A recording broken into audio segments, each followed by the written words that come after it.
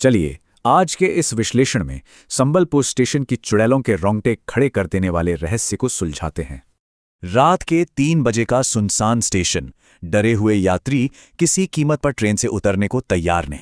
तभी एक बुजुर्ग सबको खिड़कियां बंद करने की चेतावनी देता है, क्योंकि बाहर 2 खूंखार चुड़ैलें घात लगाए बैठी हैं। लेकिन राघव नाम का एक लड़का इस चेतावनी को अनसुना करके एक अकेली चाय वाली से चाय लेने लगता है। अचानक वो चाय वाली चुड़ैल बन जाती है और एक कूड़ा बीनने वाला बेरहमी से राघव का सिर काट देता है।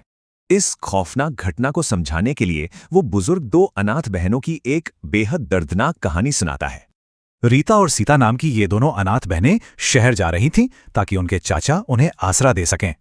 सुरक्षित घर मिलने के बजाय भूख से तड़पती ये मासूम बच्चियां उसी सुनसान स्टेशन पर बुरी तरह फंस गई थीं। दरअसल स्टेशन के उन्हीं दुकानदारों ने इन दोनों लड़कियों को फंसाकर बड़ी ही बेरहमी से उनके टुकड़े कर दिए थे।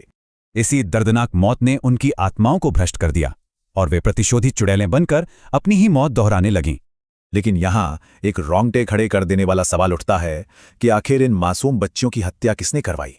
इनकी आत्मा की शांति का रास्ता खोजने के लिए वो बुजुर्ग शहर में उनके चाचा नत्थूलाल के घर जाता है। वहां पता चलता है कि नत्थूलाल की मौत हो चुकी है, पर उसकी विधवा उसे एक रहस्यमयी पता देती है। ये पता एक शक्तिशाली तांत्रिक का होता है जो इस पूरे नरसंहार के पीछे का काला सच उजागर करता है। चौंकाने वाली बात यह है कि चाचा नत्थूलाल ने गांव की जमीन हड़पने के लिए हत्यारों को पैसे दिए थे।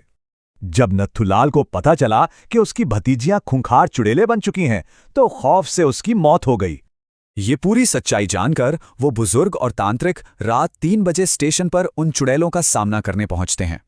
वहां तांत्रिक एक अनुष्ठान करके उस धोखेबाज चाचा की आत्मा को उसी के बनाए गए राक्षसों के सामने बुलाता है। चाचा की आत्मा रोते हुए माफी मांगती है और अपने लालच के विनाशकारी परिणाम को पूरी तरह मान लेती है। दोनों बहनों को ये दिल तोड़ने वाली सच्चाई माननी ही पड़ती है कि उनके अपनों ने ही उन्हें धोखा दिया। पूरी सच्चाई सामने आने के बाद तांत्रिक तुरंत उन प्रतिशोधी आत्माओं के ऊपर पवित्र जल छिड़क देता है।